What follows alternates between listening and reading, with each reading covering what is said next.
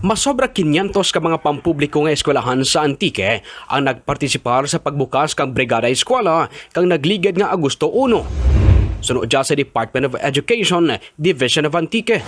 Ginpahayag ni DepEd Antique School Governance and Operations Chief Evelyn Remo nga ang Brigada Eskwela ang ginahiwat antes pa man ang pagbukas kang klase. Agad masiguro ka dyan nga preparado ang mga eskwelahan sa pagbanton kang andang mga estudyante.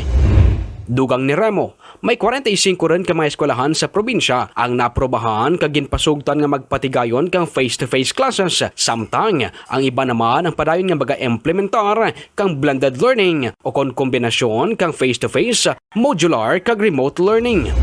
Nagapanawagan naman kang bulig ang Department of Education sa mga stakeholders, mga ginikanan, alumni, tagsa ka mga local government units, kag komunidad, agad magbulig sa preparasyon ka mga eskwelahan, pinaagi sa aktibo kadya nga partisipasyon sa nasambit nga aktibidad.